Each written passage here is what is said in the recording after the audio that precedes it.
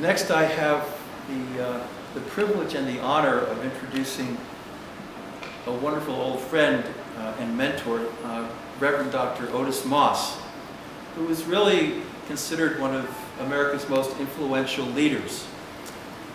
In 2008, Pastor Moss retired from the Olivet Institutional Baptist Church in downtown Cleveland after 33 years of distinguished service.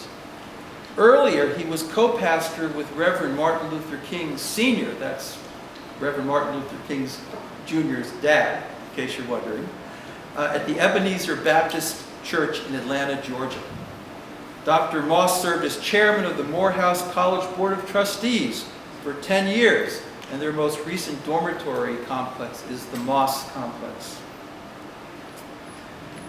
He was inducted in 2007 into the International Civil Rights Walk of Fame in Atlanta. He's been named twice by Ebony magazine as one of America's greatest black preachers. Reverend Moss is married to Mrs. Edwina Moss, who is with us. They together are the grandparents of 5 grandchildren, and get this, 2 great-grandchildren. And I have to tell you that yesterday, driving down 95 South with Pastor Moss and his wife, I got to talk with him about his relationships with the Morehouse greats, Benjamin Elijah Mays, Howard Thurman, you name it. And I'll tell you, it was one of the rides of my lifetime. So without further ado, Pastor Moss.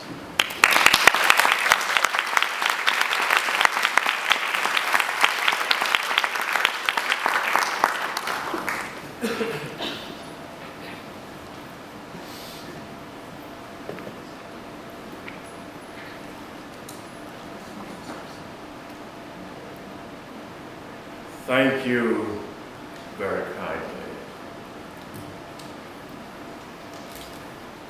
Those who know me best know that often I speak without notes. However, I have been taught that it is good to have a written record of some of the things you say. Many of the things we should never write. To this international gathering of young people and their families and mentors, loved ones, and guests, your presence, your engagement in this global essay contest is a new and exciting chapter in the history of the 21st century. You bring new possibilities, new energy, fresh hope to face old agonies and new challenges. May your journey continue with great fulfillment, great joy, great strength, and great victories. To my abiding friend, Dr. Stephen Post, may New York know that we have loaned him to you for a season and for good reason. And we salute him and his family for the wonderful work he continues to do and the vision flowing from his heart that brings us together today. Dr. Francis Brisbane, great teacher and leader in academia and community, I want you to know that I owe a special debt to the Brisbane family. Your brother-in-law major professors in college, touched the lives of so many.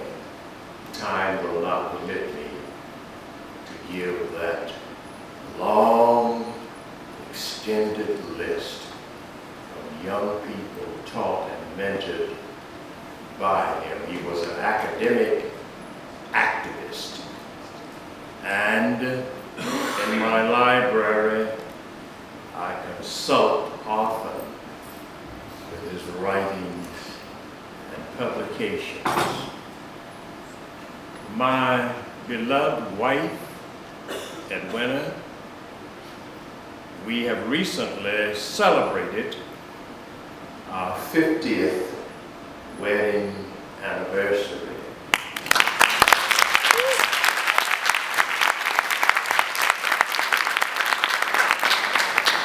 "50 years ago, we were united in holy matrimony by Dr. Martin Luther King Jr. on the campus of Morehouse College. And it has been and continues to be a fulfilling journey.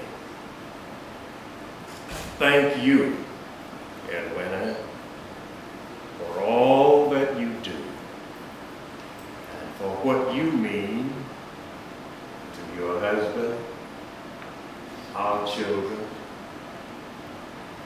grandchildren, and great-grandchildren.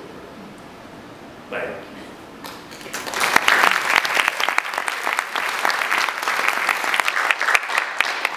Several months ago, on the birthday of Martin Luther King Jr., I was asked to speak on an annual event for Cleveland Clinic for the second time.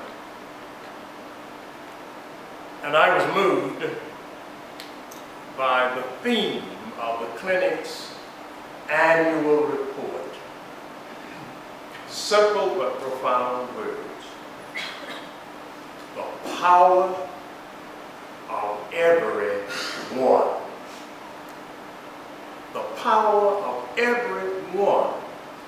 And the one, O-N-E, was capitalized, giving special emphasis, special meaning to the power.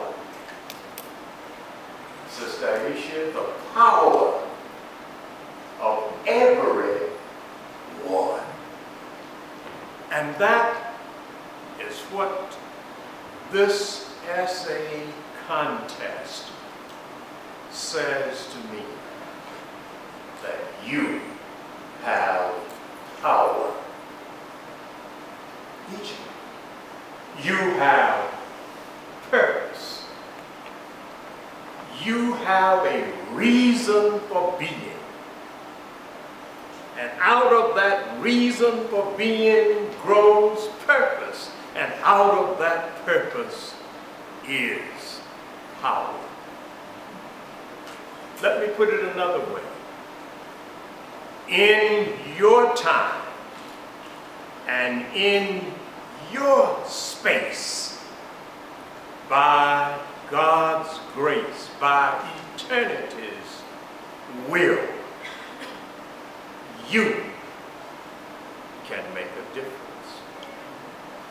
And may you repeat this again and again for the rest of your journey. In my time and in my space, by God's grace, by my creation, by my purpose, by my power, I can, I will, I must make a difference.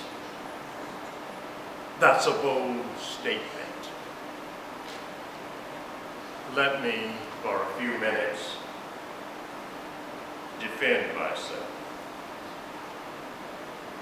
Do you mean everyone can make a difference? Do you mean everyone has purpose? Do you mean everyone has power? Yes. A young girl, over 70 years ago, hiding in an attic, trying to escape the murderous troops of Hitler, wrote a diary. And that diary has inspired the world and continues to do so.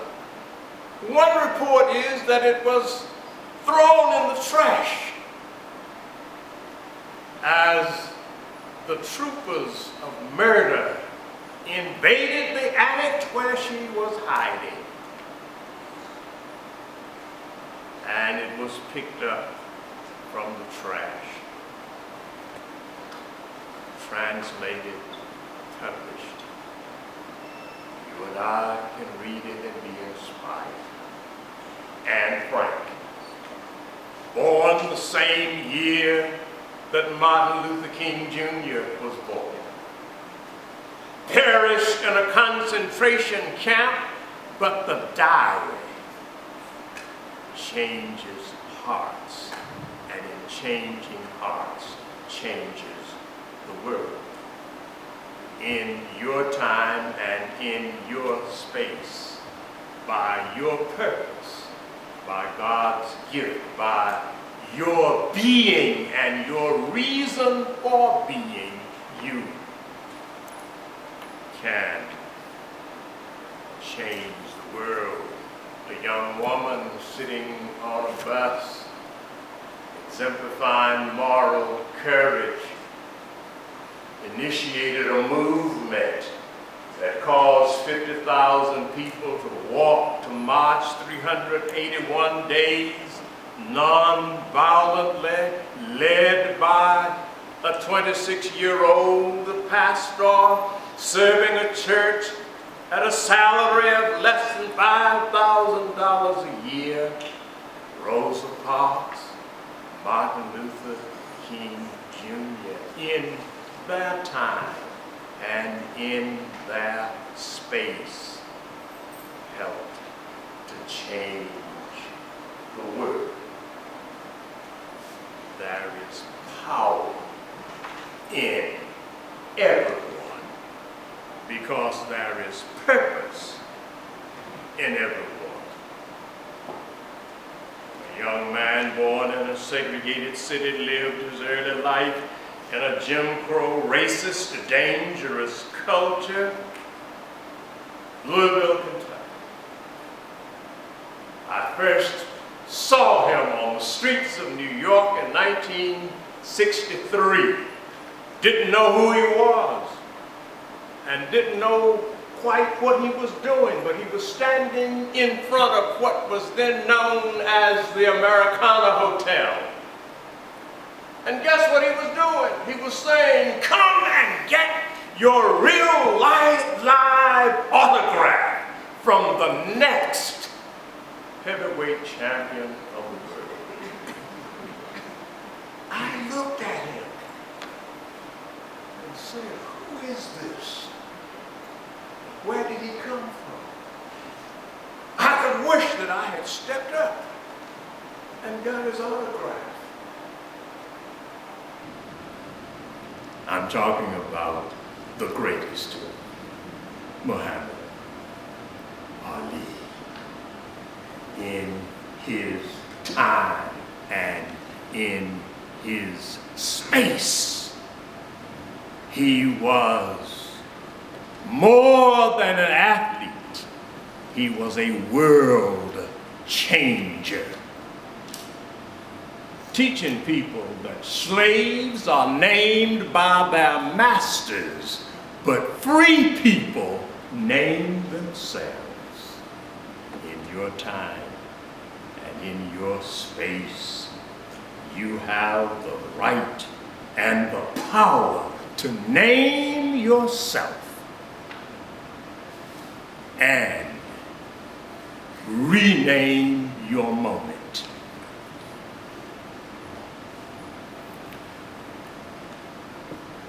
A young woman born in 1875 died in 1955. Born 1875. But while scarcely 30 years old, took $1.50 and a rickety building near the city dump with 5 students and started a school. When a financier, an industrialist, a rich person from Cincinnati, Ohio, came to visit in those early days, his name was James Gamble, co-founder of Procter & Gamble, asked her, "Where is the school you invited me to visit?" She said, "It's in my mind and in my heart and in my dreams." Ed Winter and I were on the campus of that school last year, Bethune-Cookman University. It has an enrollment now of more than 4,000 students. A university born with $1.50, a rickety building near the city dump. In your time and in your space, by God's gift, by Stephen Unlimited Love, you can make a difference. A teenage girl risked her life to get an education. The Taliban almost killed her, but she survived and came to this building. And here is what she said. One child, one teacher, one book, one pen can change the world. I'm talking about this Pakistani young woman, not yet 20 years old. She has already changed the world in her time and in her space. How can I change the world? How can you change the world? How can we change the world? Before I answer that, and I'm almost through, let me say that I want to present to you a challenge. The challenge of taking the word tolerance and place it on the shelf of remembrance and replace it with love, respect, justice, and reconciliation.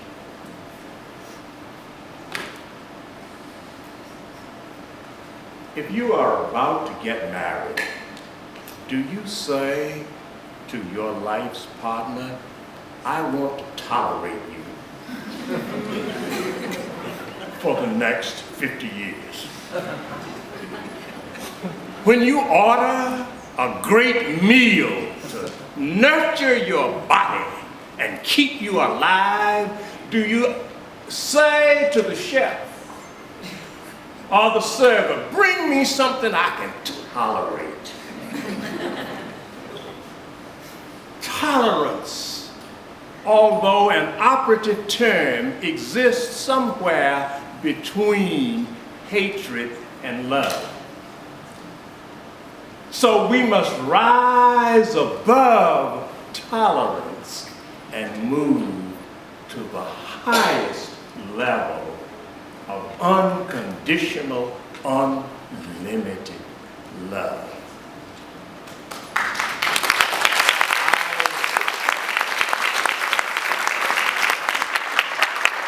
I really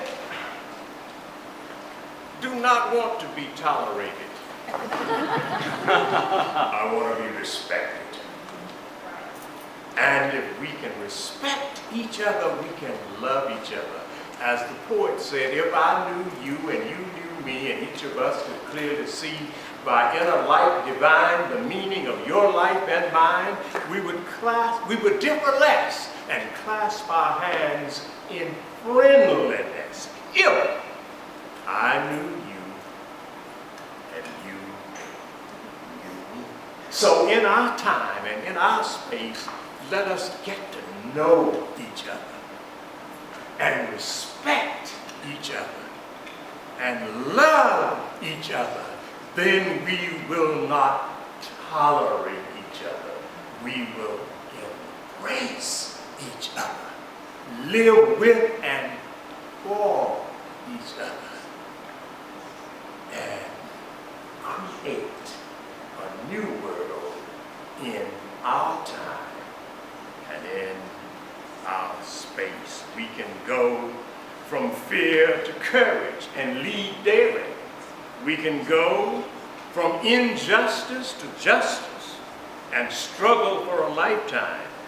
We can go from despair to hope and embrace every soul as sister or brother. We can go from doubt to faith and plant in every nation seeds of love, justice, and reconciliation. We can go from hate to love and build a new community. We can go from war to peace and save